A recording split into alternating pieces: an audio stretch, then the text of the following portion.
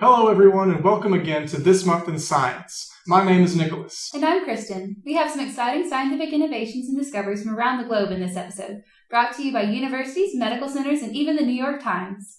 We'll start off with a bang this month and address an enormous breakthrough that's making waves in the world of astrophysics.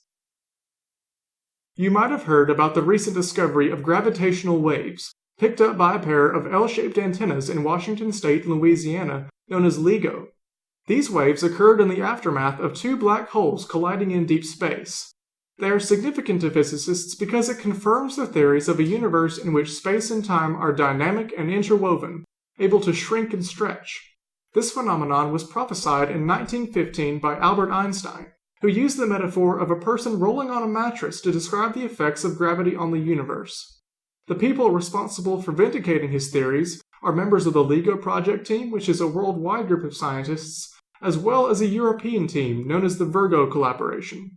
With their discovery, scientists have finally been able to tap into the deepest realm of physical reality, where the most fantastic implications of Einstein's universe manifest themselves.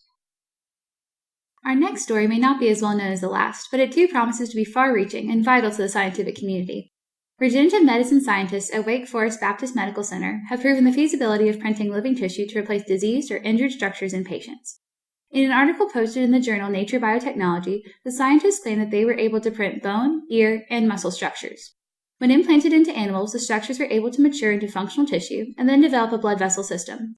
Perhaps the most important part of these early results is that they indicate the structures were the right size, function, and strength for the use in humans.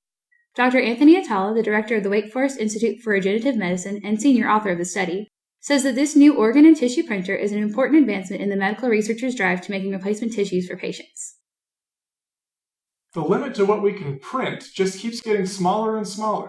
The generation before us probably would have thought 3D printing was some kind of mind-blowing science fiction growing up, but our generation practically takes it for granted now. I can't wait to see what discoveries we'll make next. You don't have to. Our next story comes from England and tells us about a new and powerful way to store information. If you've ever been afraid of being forgotten as your memory goes down through the ages, then the scientists at the University of Southampton in England might have exactly what you need.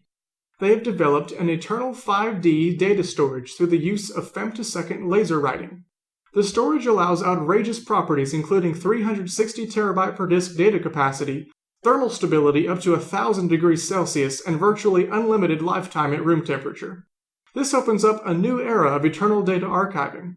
As an extremely stable and safe form of portable memory, the technology could be very useful to preserve information and records for organizations with large archives, like museums and libraries. Coined as the Superman memory crystal, the data is recorded via self-assembled nanostructures created in fused quartz.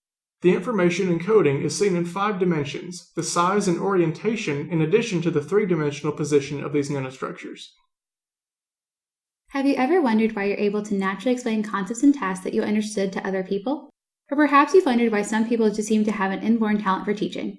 Well, in a recent journal article posted by Washington State University, anthropologist Barry Hewlett concludes that teaching is part of the human genome.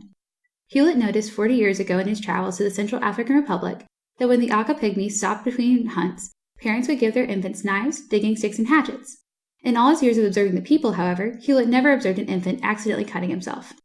In fact, he sees the exercise as part of the Aka way of teaching, an activity that most researchers consider rare or non-existent in such small cultures. He was intrigued by the thinking of cognitive psychologists like George Gergely, who described the innate form of teaching as natural pedagogy. In this form of teaching, a teacher directly demonstrates a skill by doing things like pointing, gazing, or talking to the child. The learner in turn uses the cues to imitate and learn about the new object. That's very interesting. I honestly hadn't thought about the fact that we can teach things innately. I guess I just took it for granted. Well, it seems to bring in aspects from psychology and genetics, which are two things we probably don't place together mentally very often. That makes sense. Well, for our last story, we're going to bring it on home to UAB, where patients took part in a surprising study. A study led by the University of Cincinnati looked at 2 generic medications for the drug lamotrigine, a prescription anti-epileptic. The University of Alabama at Birmingham was one of 8 institutions involved in the study, which showed that as long as patients adhered to the treatment, the 2 generics did not show any difference in their bioequivalence.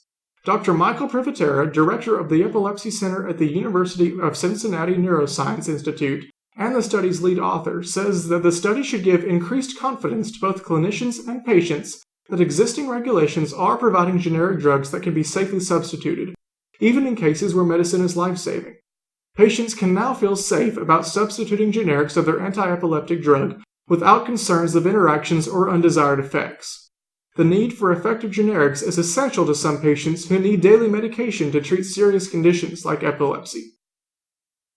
I'm sure that's good news to a lot of people, although I can't say I have a lot of experience comparing different drugs. Me neither. But it does sound like an interesting study. And I think that's all the time that we have for this episode. Thank you so much for joining us today. Once again, I'm Nicholas. And I'm Kristen. See you next time on This Month in Science.